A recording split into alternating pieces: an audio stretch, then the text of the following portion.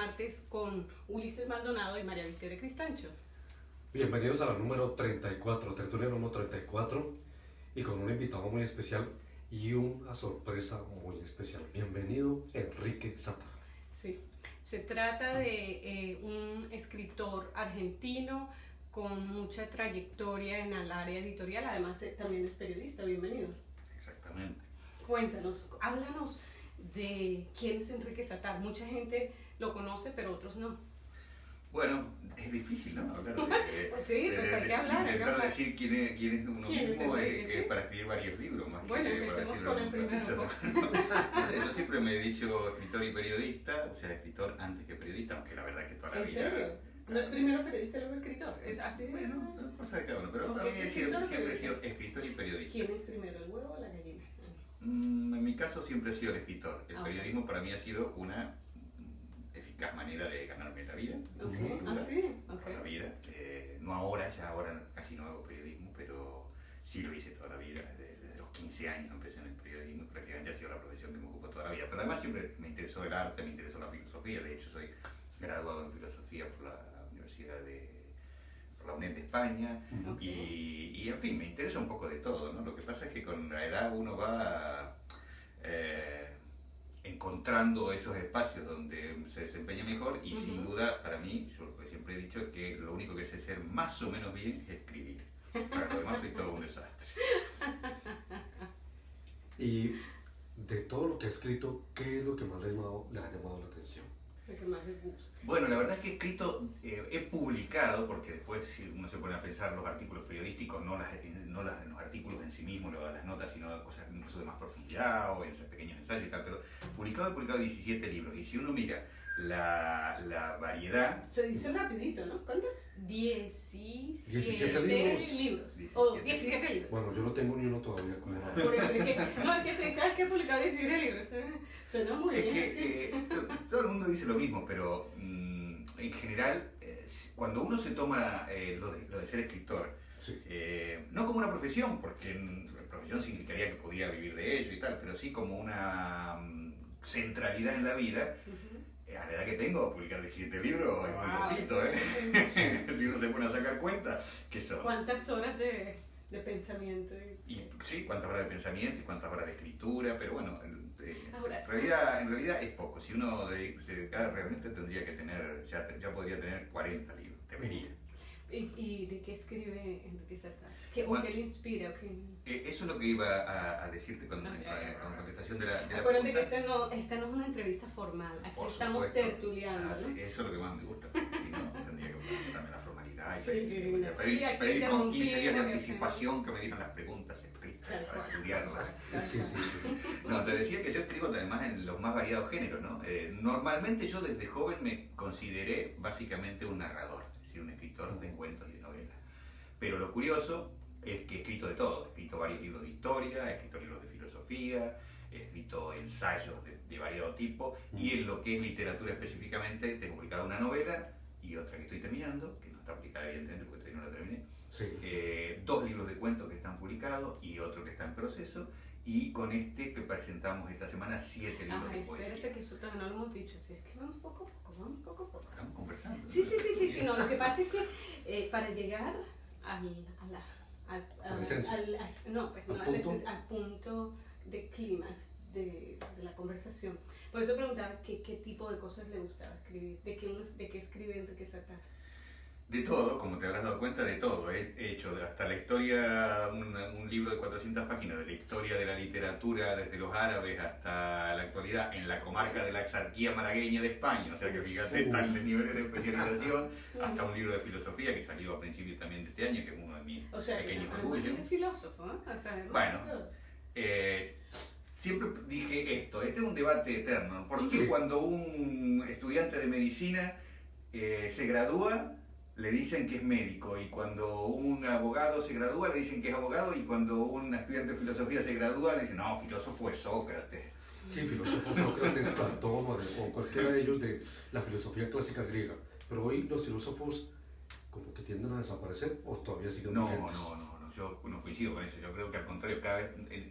Los filósofos nunca tuvieron mucha influencia, ni en la época de Sócrates, ni en la de Descartes, ni en la de Kant, ninguna. Siempre han sido una expresión del pensamiento de ciertas minorías intelectuales Sí. que intentan pensar más allá de lo que piensa El común de la gente. Ujú. Y tratamos de, y ya identificándome como filósofo, aunque no me lo merezco quizá, pero bueno, pero tratamos de ver más allá, de tratar de ver esas cosas, bueno, lo que decía el grandioso de Kant, sí, ¿no?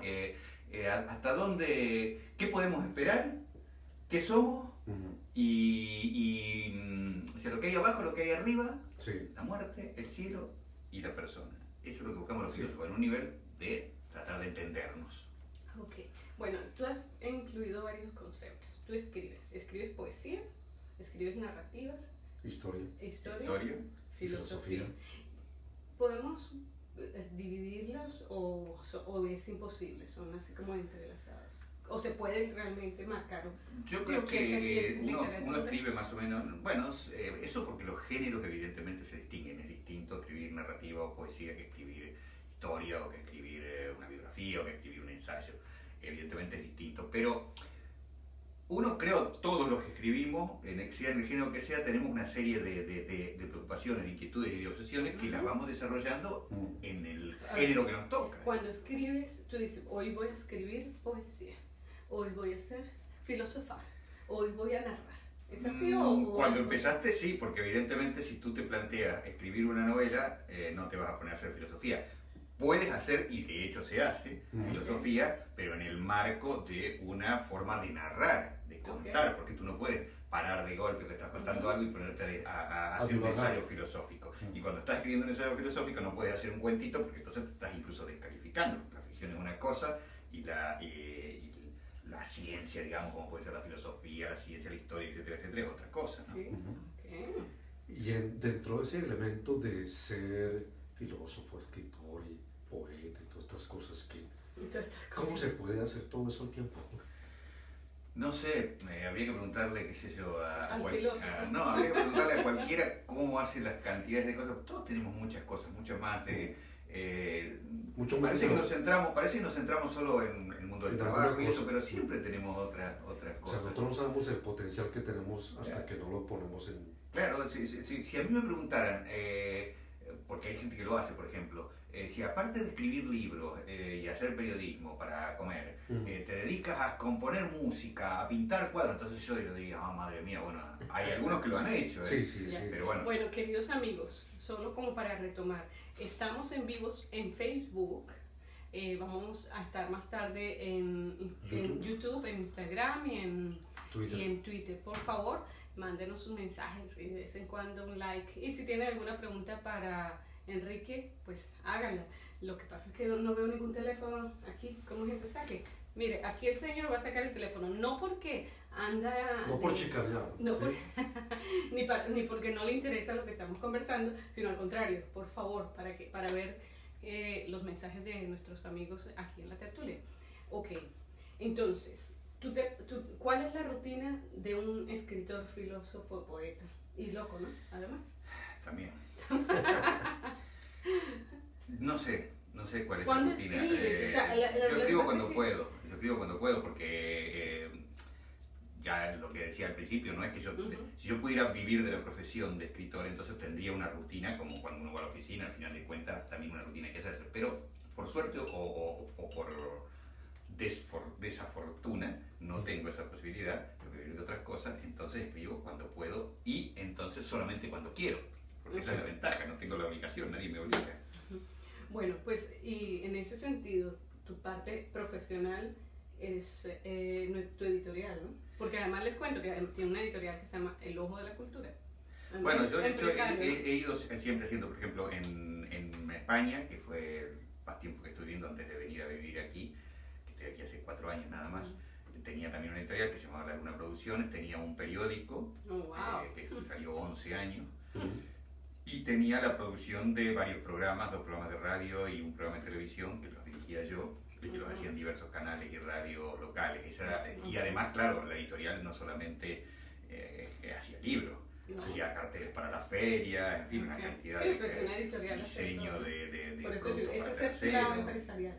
Ese es mi lado empresarial, que siempre fue el más flojo, porque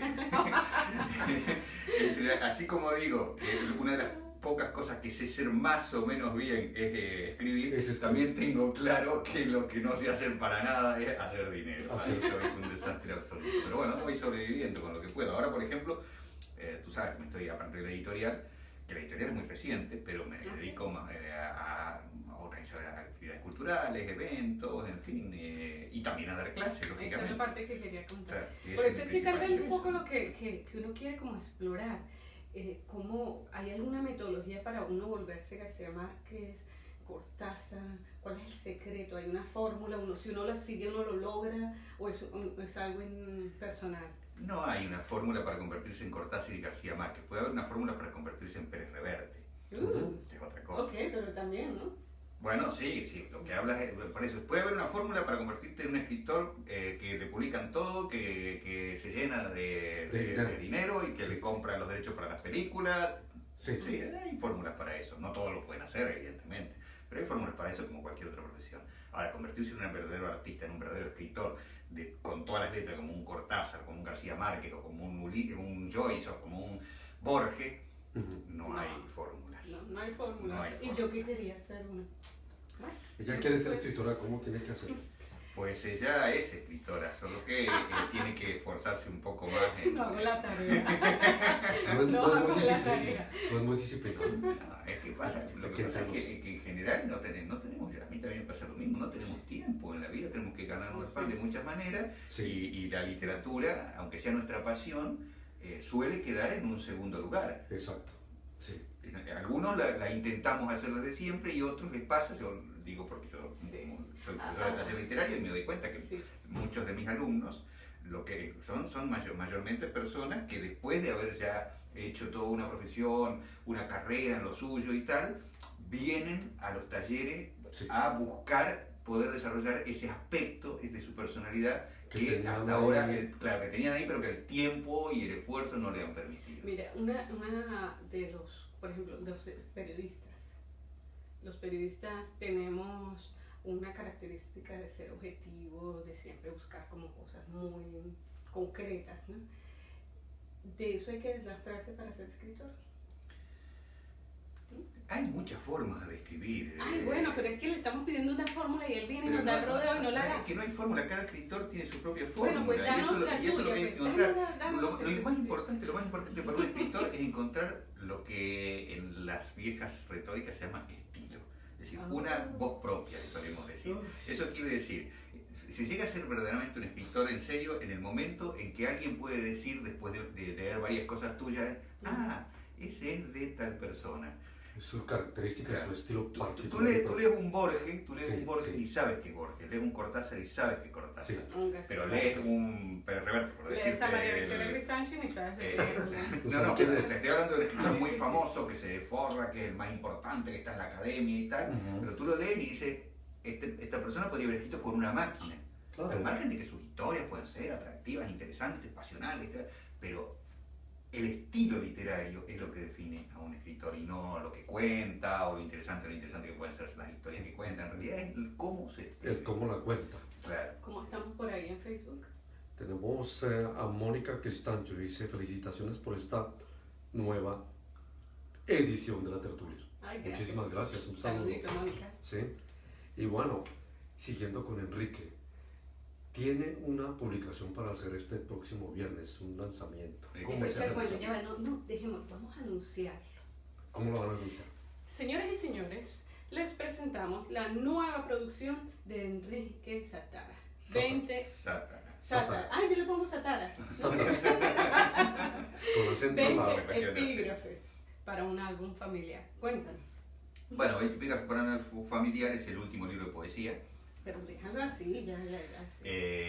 Lo presentamos efectivamente este próximo viernes 7 de diciembre en la Calder Bookshop and Theatre, aquí en Londres. A mitad de camino entre las estaciones de Southwark y Waterloo, en The Cat, 51 de Cat, la calle donde está el Ludwig, a las 7 de la tarde. Es un libro, bueno, la característica, aparte, una cosa que sí me interesaría descartar que nos olvidemos, es que es mi primer libro que está traducido íntegramente al inglés. La edición es bilingüe. Sí. Y para mí eso es es un logro. Sí, un logro interesante, porque Un es la paso más primera vez, la adelante. verdad es que es la primera vez, y además que me doy cuenta que es muy difícil, estando viviendo en Londres, acercarse al ámbito poético local si no es en el idioma propio. Ahora, el otro día comentábamos sobre la dificultad de traducir, o sea, cuando se traduce narrativa es difícil, pero para cuando tienes que... Bueno, la poesía uno debería decir que es intraducible. Claro, lo que pasa es que si fuera intraducible, así como decimos, sería imposible que conociéramos a los poetas que no son de nuestra lengua. Claro, conocer a Shakespeare. No conoceríamos ni a Shakespeare, por ejemplo, lógicamente, sí, claro, por ejemplo. porque no podríamos, o por lo menos los sonetos de Shakespeare, si no los pudiéramos leer. Claro. Siempre hay una posibilidad, pero si se tiene en cuenta que siempre hay cuestiones de la poesía que son intraducibles o que no logran dar efectivamente la misma sensación. ¿Y por qué pasa eso? Y esto es para mí lo fundamental. Sí. Porque la poesía, hay mucha confusión respecto a la poesía, yo respeto todas las opiniones, pero yo creo que hay que ser bastante claro. En la poesía no se trata de escribir lindo una cosa que puede decir uno de otra manera. Sí. La poesía es el ámbito del lenguaje que sirve para decir las cosas que no se pueden decir de otra manera. Okay. Entonces, ¿qué pasa? ¿Cuál es la característica? La poesía se puede ser equiparada con la música, con la pintura, porque son disposiciones de sonido en este caso, pero la realidad es que cada palabra tiene un significado, no es un acorde musical, cada palabra tiene un significado. Pero ¿qué pasa?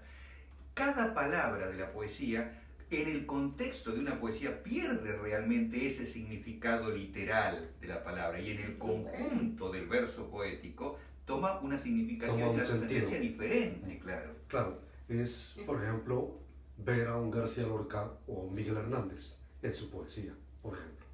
Sí, bueno, y a todos los poetas, claro, hay mucha diferencia entre García Lorca y en el mismo García Lorca, por ejemplo, porque a García Lorca se le conoce mucho por el romancero gitano, por Bodas de Sangre, sí. Pero en realidad el mejor Lorca, el Lorca más fuertemente poético desde mi punto de vista, es el de Poeta en Nueva York, el de los sonetos del oscuro, en fin, una poesía más hermética, con un toque de surrealismo. Sí. ¿La poesía hay que entenderla o no?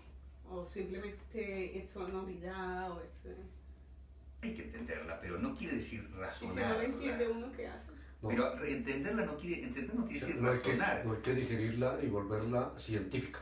Por decirlo. Claro, no hay que descomponerla, no, hay que sentirla. Pero hay que sentirla con la libertad de saber que no se trata de entender literalmente lo que la palabra poética dice, sino de dejar que ese conjunto de palabras que forman la poesía te hagan una sugerencia. Si uno lee, hay montones de estéticas, millones de estéticas diferentes que son todas muy respetables, desde la poesía política, digamos, y social, que sería lo más cercano a la realidad, hasta el surrealismo o la poesía lírica, mística de los San Juan de Dios y todo eso. Sí.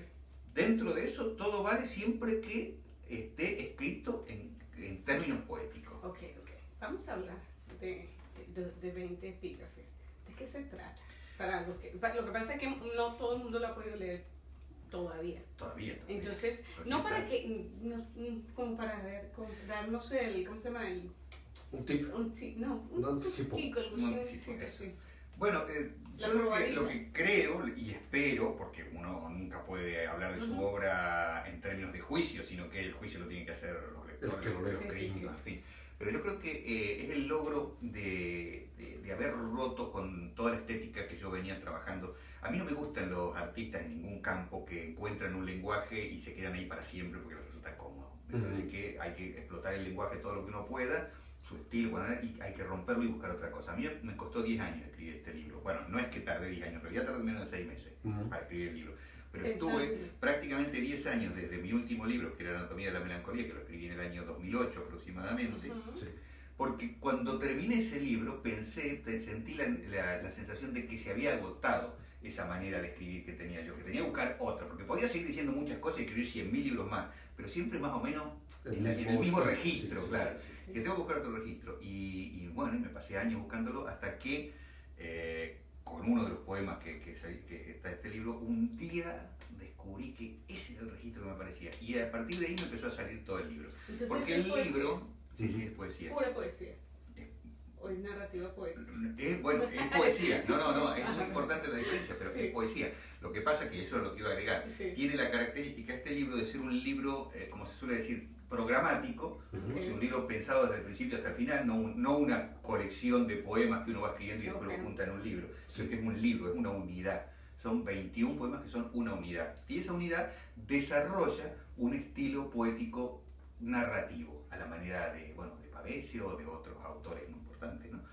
Pero quiero decir que une de alguna manera las dos cosas, pero no es narrativa, es poesía. No me voy a poner a explicar eso ahora. Lo explico en los talleres, para los que estén interesados, lo explico en mis talleres literarios. ¿Cuál es la diferencia entre la narrativa y la poesía? Aunque narren las dos. ¿Quién es Albertito? Albertito es un personaje, podría, ¿no? En la literatura se toman muchas cosas personales, sensaciones, elementos biográficos, recuerdos, memoria, la poesía está hecha sobre todo de memoria, pero también se inventa y también se adjudican a los personajes determinados roles que uno quiere decir sin necesidad de que sean propios. Albertito es una especie de alter ego mío en muchas cosas, sí, y en otras no. Yo tengo una pregunta. Generalmente uno cuando escribe, lo que escribe no le gusta y entonces coge el papel, lo hace así y lo tira a la cabeza a la basura. Sería bueno como recopilar todos esos papeles y hacer toda una especie como de memoria de lo que nunca salió escrito pero que quedó enrollado en un papel. Bueno, no sé.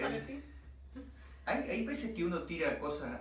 Una vez me acuerdo que, porque a mí me costó mucho escribir novela, por ejemplo, siempre quise escribir una novela desde chico, y recién logré terminar una hace cosa de 2 años, que es la que está publicada.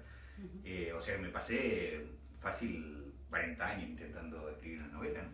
Y muchas veces novelas que haber llegado a 70, 80 páginas y tirar todo directamente. No, pero otras veces hay pequeñas cosas, pequeños escritos que nunca llegaron a ser cuentos, ni novelas, ni nada, pero que por algún prurito los fui guardando. Yo tengo una carpeta más o menos así, de textos, que no son nada, que no están incluidos en ningún cuento, no están en ningún libro. Textos inconclusos, textos que y de pronto sirven para algo, porque me pasó con la novela, ¿no? De pronto digo, mira, aquel texto que escribí, creo, porque más o menos... Pero me parece que te oigo hablar y me suena a que el escritor es como un carpintero, constructor de vidas. Un escultor. Pues sí, como un escultor, claro, seguro. Sí, más en la narrativa, ¿no? La cosa que uno aprende, ¿no? Sí, bueno, ya digo, en la literatura cada escritor tiene su propio librito, ¿no? Pero la forma como tú lo dices, ya te imagino a ti así. En la narrativa, con sobre todo, pedacitos de madera, armando la es casita. así, hay que ir armando muy cuidadosamente. Uno elige, hay quienes escriben, unos construyen la casa desde el piso hasta el techo, digamos, y otros que construyen primero el piso y el techo, después van adentro, otros que se preocupan primero por lo de adentro y después, cada uno tiene su técnica, eso ya es otro tema. En mi caso suelo escribir primero los principios y los finales, sobre todo para los cuentos, y después voy buscando. Bueno, y estos 20 epígrafes, ¿es el comienzo de otra producción de poemas o...? Entiendo que sí, pero por ahora está eso. ¿Cómo sí que entiendo que sí? ¿Es sí o no? No sé, hasta ahora he escrito eso. ¿Por qué dices entiendes que sí? Porque cuando uno encuentra un lenguaje poético, sobre todo nuevo, lo intenta explotar hasta donde da. Sí. Y este lenguaje no creo que lo tenga todavía muy explotado. Además, creo que está débil todavía en el encuentro, que hay un encuentro con ese nuevo lenguaje, pero me queda la duda de si es suficiente. Ya tiene vida propia el estilo. Sí, ya tengo un tono diferente al que tenía antes para escribir. Creo, insisto, dirán los lectores o los lectores que hayan leído también lo de antes, porque si no, Bueno, entonces este viernes a las 7 de la noche, señores, prepárense y se van se me olvidó el lugar. Calder Bookshop and Theater, frente al Teatro Young Vic, o sea, en el CAT. Esa es una librería muy bonita, ¿no? Sí, es una librería pequeña que tiene una pequeña salita de teatro atrás, que es donde vamos a hacer. Vamos a leer. ¿Son uruguayos? No, 2 son argentinos y 1 es inglés. Ay, ya confundí el uruguayo con el argentino. Para los del norte, los del sur estamos todos en el mismo paquete. No importa. Bueno, yo creo que por ahí, ¿hay alguien por aquí más que esté por saludando? ahora, por el momento no. Están mirando, pero no están comentando. ¿Pero quién está por ahí? Aparece Mónica Cristancho por ahora. No me referencia más el móvil por ahora. Así es que no tiene ojos, es lo que pasa, ¿verdad? Así es que saludos a todos los que nos están viendo por allí, así que yo estoy segura que hay... Una pregunta que se me da en el sentido de que si usted decidiera hacer otra cosa o hubiese decidido hacer otra cosa en su vida, ¿qué hubiese sido? Mejor me callo. Dejémoslo ahí. Puntos suspensivos. Posiblemente puede ser la entrada de otra novela. Bueno, así será. Bueno, entonces amigos de la tertulia, muchísimas gracias Enrique por venir aquí a conversar, a tertuliar con nosotros y nos vemos la próxima. Bueno, saludos. Y los espero el viernes. Claro que sí, muchas gracias por estar con nosotros en la tertulia del martes. Recuerden, estamos en Facebook, la tertulia del martes, en Twitter, la tertulia 15, en Instagram, la tertulia del martes y en YouTube, la tertulia del martes. Dele like, compártala, coméntela y nos vemos.